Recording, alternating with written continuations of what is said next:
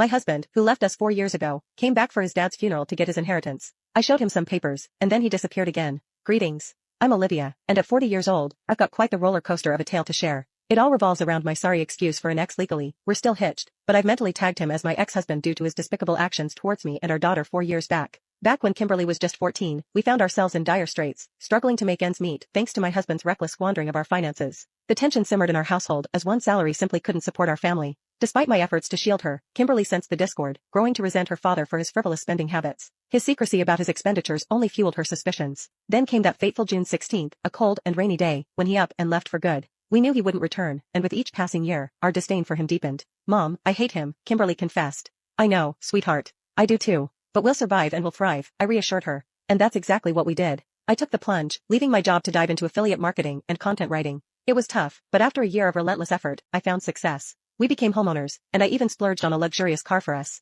Our fortunes continued to rise, and I couldn't be prouder of Kimberly, who followed suit with her own online content career, amassing a substantial following. But life has a way of throwing curveballs, and we were hit hard by the loss of Henry, my ex-father-in-law, and Kimberly's grandpa. Despite the rift with my ex, we remained close to his parents, grateful for their support during our toughest times, both financially and emotionally. Their anger and hurt towards Ben's actions were palpable, but Henry, his father, bore the brunt of the devastation. While the rest of us resigned to Ben's absence, Henry clung to hope, believing that one day Ben would return with a justification that would absolve him in our eyes. It may sound absurd, but Henry's compassionate nature couldn't fathom anything less. Sadly, Henry's hopes were dashed as he passed away without ever witnessing Ben's return. Though he lived a full life, the absence of communication from his son undoubtedly hastened his demise. Kimberly and I attended the funeral, where we found solace in the embrace of Ara, Kimberly's grandmother and my ex-mother-in-law. The sorrowful occasion united us in grief, but amidst the somber atmosphere, something inexplicable occurred, something so startling it defied belief. Amidst the pale, grief-stricken faces, I could have sworn I witnessed a ghost. My eyes played tricks on me, conjuring the image of a man long dead to me, my husband. It wasn't an apparition, but rather Ben himself.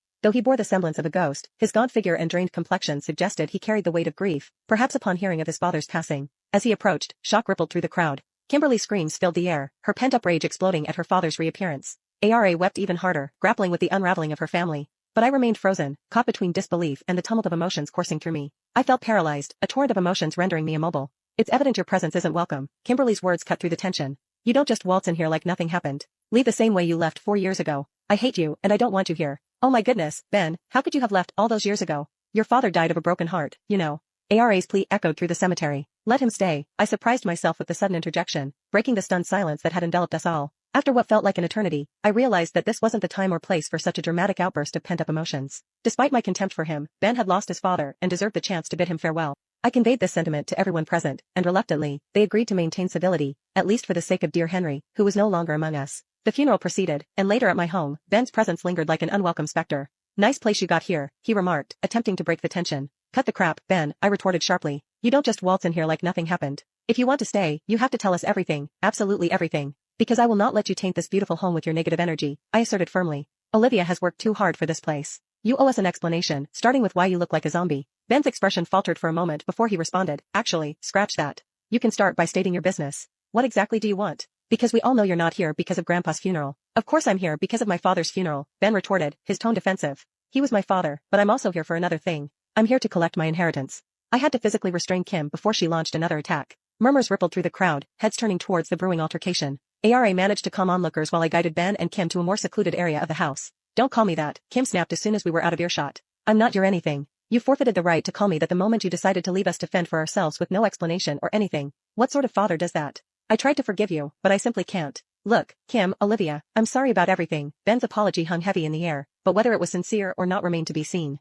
I really am, but I desperately need the money. Ben's voice wavered, his desperation palpable. I'm in some hot water right now. Do you think we care about you and your problems? Kim's tone was sharp. By the looks of it, you seem to have gotten yourself in with the wrong crowd. Are you doing drugs? Ben hesitated, and suddenly his pallor and sickly appearance made sense. Ben. Ara's voice cut through the tension as she joined us. Now that I've sorted everything out, can you please explain what happened? Your father waited for you all this time, holding on to hope that you would return one day with a good enough explanation to dispel our doubts. So please tell me that you come bearing some good news. Tell me something to believe in.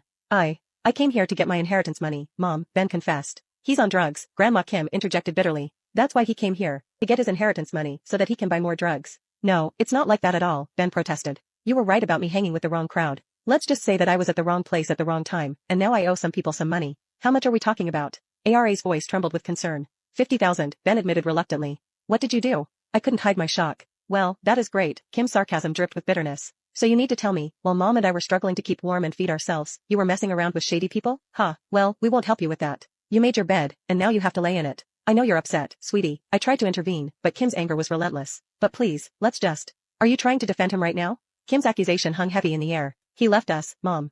I know, Kimberly. He didn't just leave you, okay? He left me too. He left your grandmother as well, and he left Grandpa too.